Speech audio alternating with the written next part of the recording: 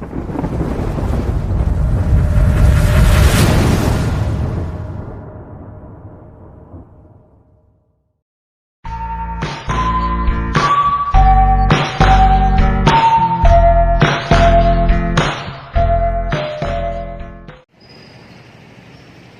morning students, welcome to online classes Lux Public Schools. Today we have to read about chapter 2, land, soil and water. In the previous classes you have to read about the resource of soil or founding soil in India.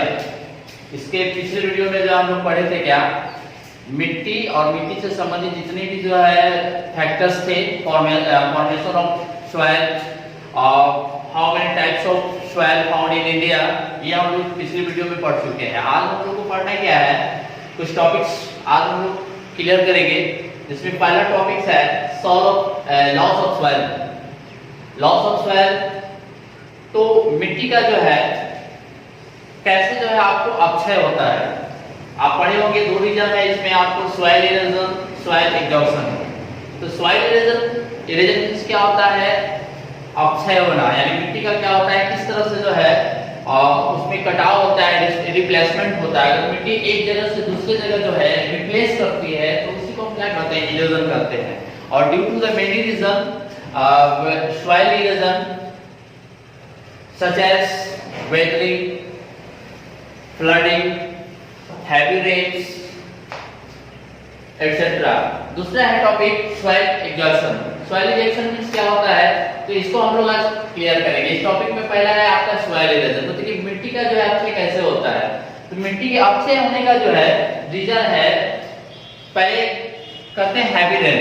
Heavy rain आप देखते होंगे हमारे India में जो western घाट है या हमारा जो नॉर्थ ईस्टर्न पार्ट है, वहां पे हैवी रेन होता है। नियर अबाउट 200 से 250 सेंटीमीटर जो है वर्षा जो है सालाना होती है। तो अधिक वर्षा होने की वजह से क्या होता है कि मिट्टी का जो टॉप लेयर है, आप जानते होंगे कि आप मिट्टी में जो है आपको थर्ड मेनली जो थर्ड लेयर होता है, जिसमें आपको होता है टॉप लेयर। तो टॉप लेयर जो एक थी लेयर होता है और वो मिट्टी का सबसे इंपोर्टेंट पार्ट होता है। अधिक वर्षा होने की वजह से क्या होता है कि वो मिट्टी का लेयर जो है आपको फ्लड कर जाता है, डिस्प्लेस हो जाता है। और रिप्लेस होने की वजह से क्या होता है कि मिट्टी का वहां कटाव हो जाता है। अब इस तरह से क्या होता है कि मिट्टी जो है एक जगह से दूसरी जगह रिप्लेस हो जाती है, और जिसकी वजह से क्या होता है मिट्टी की फर्टिलिटी भी समाप्त हो जाता है, प्लस मिट्टी जो है आपको वहां से कट करके दूसरी जगह चला जाता है। तो यह जो है इस तरह से मिट्टी का जो है लॉस होता है। फिर दूसरा है सॉइल इरोजन। इसका मतलब क्या होता है, देखिए आप देखते होंगे बहुत सारे जो फार्मर है हमारे इंडिया में, जो ज्यादातर इलिटरेट है, मतलब ज्यादा को प्रैक्टिस और मेथड नहीं मालूम है किस तरह से जो है हम एग्रीकल्चर करें। तो क्या होता है कि एक ही जगह जो है, एक ही मिट्टी में जो है हमेशा जो एक ही प्रकार की फसल जो है ग्रोथ करते हैं, एग्रो बेस्ड एग्रीकल्चर करते हैं, जो एक ही प्रकार का होता है। तो जिसके वजह से क्या होता है कि मिट्टी के अंदर जो फर्टिलिटी है, मिट्टी के अंदर जो है जो न्यूट्रिएंट्स है वो क्या होते हैं, कम हो जाते हैं। और कम होने की वजह से क्या होता है कि लगातार जो है एक ही जगह पे जो है मिट्टी का जो है बहुत ही यूटिलाइजेशन होने के बाद या उसमें जो न्यूट्रिशन है वो समाप्त होने के बाद वो मिट्टी का क्या हो जाता है, पूरी तरह से जो है लॉस ऑफ न्यूट्रिशन हो जाता है, जिसको हम सॉइल ऑफ रिजेक्शन कहा जाता है। आपके चैप्टर में जो है ये टॉपिक है आपको लॉस ऑफ सॉइल, जिसका दो टॉपिक दिया हुआ है, सॉइल इरोजन और सॉइल एग्जॉर्प्शन। जब भी हम आपको बताएं कि वीडियो देखने से पहले जो किताब खोल के रखिएगा आप लोग, और सारे टॉपिक और सब टॉपिक जो है आपको स्टेप बाय स्टेप जो हम क्लियर कर रहे हैं। इसके पिछले वीडियो में हम लोग पढ़ चुके हैं सॉइल रिसोर्सेज और कितने प्रकार की मिट्टी जो हमारे इंडिया में पाई जाती है, उस चीज को हम क्लियर कर चुके हैं। उसके बाद जो आपका ये टॉपिक है लॉस ऑफ सॉइल, जिसमें दो चीज पढ़ना है हम लोगों को, सॉइल इरोजन, सॉइल एग्जॉर्प्शन। तो सॉइल इरोजन आपको बता दिए, सॉइल एग्जॉर्प्शन बता दिया। उसके बाद जो एक टॉपिक है आपका सॉइल कंजर्वेशन, मिट्टी का संरक्षण। मिट्टी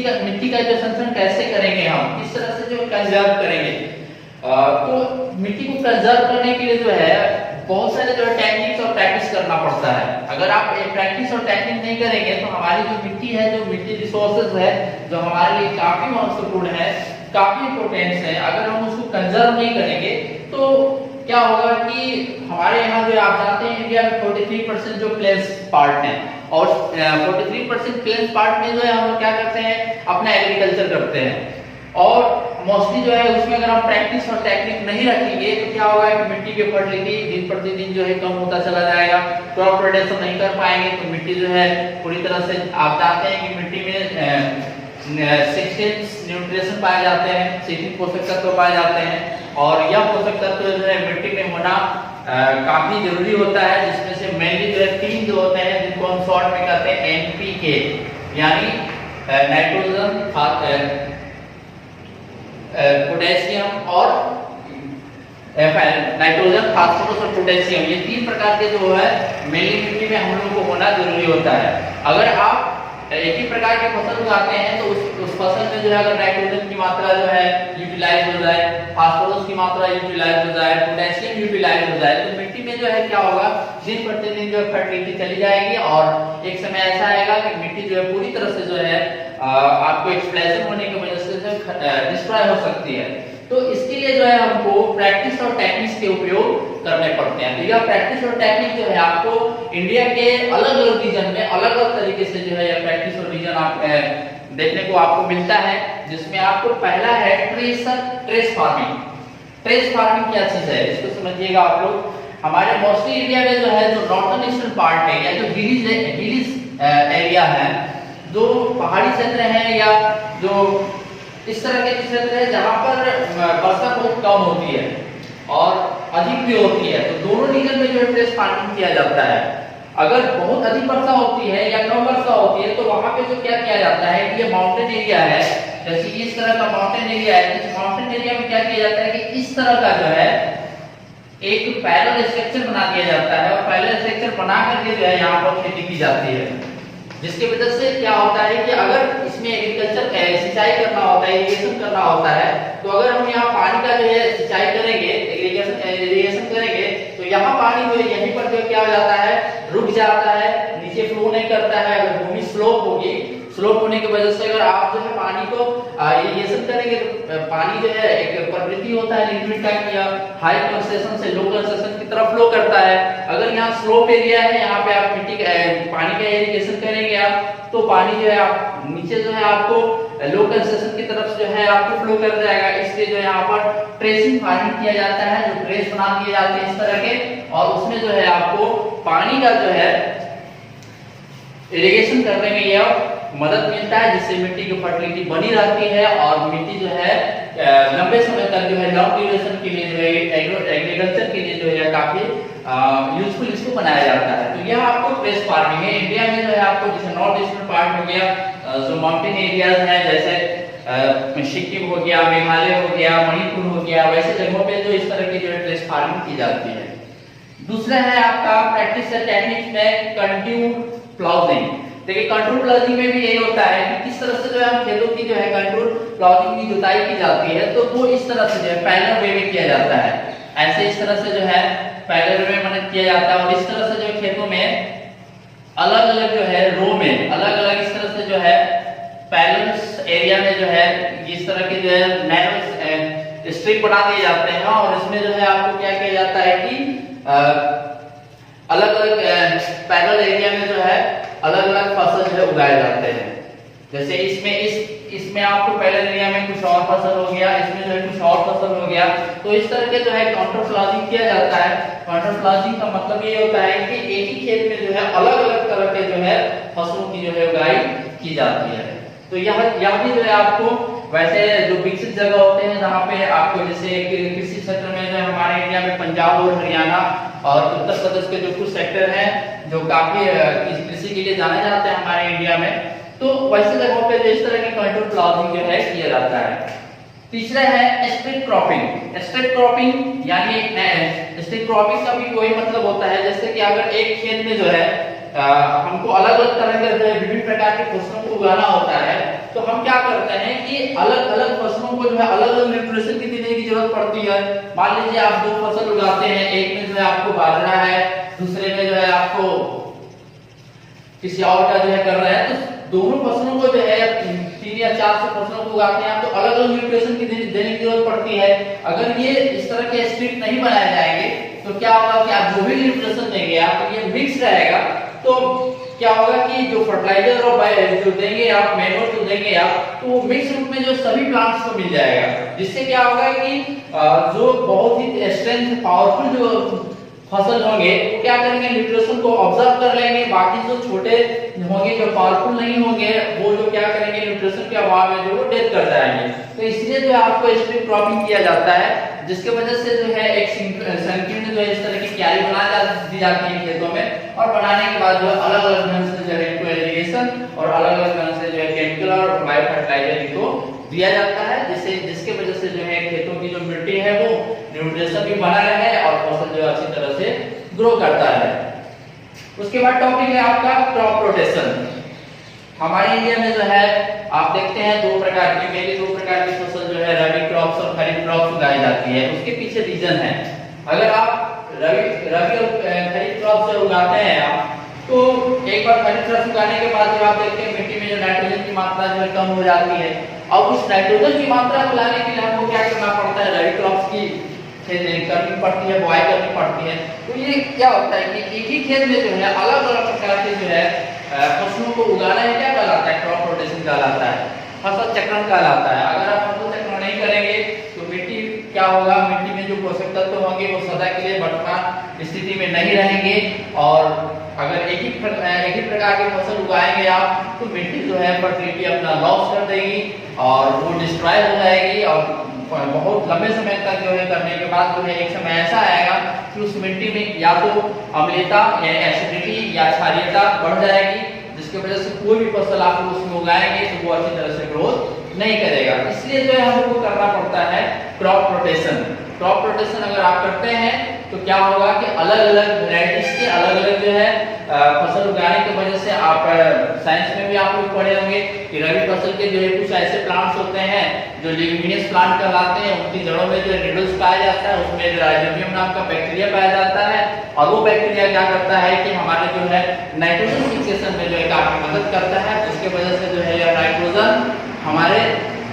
मिट्टी में जो है हमेशा वर्तमान रहती है, और नाइट्रोजन के फिक्सेशन की वजह से ही जो है हमारे नाइट्रोजन साइकिल जो आप लोग पढ़ना है आप लोगों को बायोलॉजी में भी और आप लोग पढ़ेंगे भी,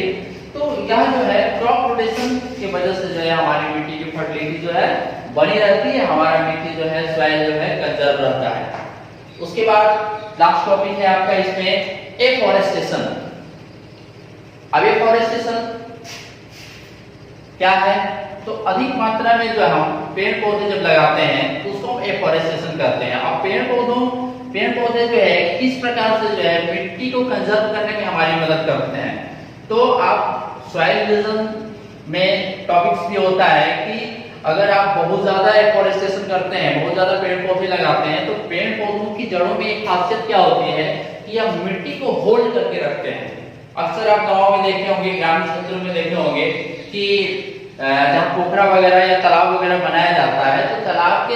चारों तरफ जो किनारे खड़े जाते हैं, उस किनारे में जो है देखा जाता है कि कुछ छोटे मोटे पौधे लगा दिए जाते हैं। इसलिए छोटे मोटे पौधे लगा दिए जाते हैं कि अगर वर्षा हो, बरसात का दिन आए और रेनी सीजन में क्या होता है कि अगर भारी वर्षा होगी तो वो जो पॉन्ड है, पॉन्ड के चारों तरफ जो है मिट्टी जो डिग करके जो है उसको खन करके जो है किनारे पे लगा दिया गया है, और भारी वर्षा होगी तो मिट्टी पुनः क्या होगा, फ्लो करके फिर वो पॉन्ड वाले जो है गड्ढे वाले हिस्से में ही चला जाएगा। तो गड्ढे वाले हिस्से में चला जाएगा तो क्या होगा, उस व्यक्ति का जो है आपको टाइम और मनी दोनों बर्बाद हो जाएगा, क्योंकि वो पॉन्ड को जो है डिग करके जो है बनाया है और मिट्टी जो है फिर उसी में फ्लो कर जाएगा, तो ये भर जाएगा तो फिर नष्ट हो जाएगा। तो इसके लिए वो क्या करता है लोग कि पोखरे के जो है जो क्यारियां होती हैं उसके ऊपर जो लोग छोटे मोटे पेड़ पौधे लगा देते हैं। इसलिए क्या होता है कि ये पेड़ पौधे क्या करते हैं कि उनके जो रूट्स होते हैं वो रूट्स मिट्टी को होल्ड किए रहते हैं, और होल्ड करके जो है मिट्टी को फ्लो नहीं करने देते हैं, यानी उसको जो है पकड़े हुए रहते हैं और मिट्टी को कंजर्व किए रहते हैं कि अगर बहुत ज्यादा वाइंड का प्रकोप हो या बहुत ज्यादा जो है आपको हैवी रेन हो, जिसके वजह से जो है मिट्टी जो है फ्लो ना करे और मिट्टी जो है संरक्षित रहे, तो इसके वजह से जो हम एफॉरेस्टेशन करते हैं। अगर अधिक मात्रा में लार्ज अमाउंट में जो है हम अगर पेड़ पौधे लगाते हैं तो हमारा मिट्टी जो है कंजर्व होता है और इस तरह से जो है हमारी मिट्टी का जो है संरक्षण होता है। तो अभी तक इस टॉपिक में हम लोग यही पढ़े, दो टॉपिक्स थे इसमें इम्पोर्टेंट, जिसमें पहला था लॉस ऑफ सॉइल में दो चीज पढ़े हम लोग, soil erosion, soil exhaustion. Soil erosion आपको due to the many reasons, soil erosion, heavy rains, flood, deforestation, overgrazing, ये सब बहुत सारे कारण हैं सॉइल इरोजन के।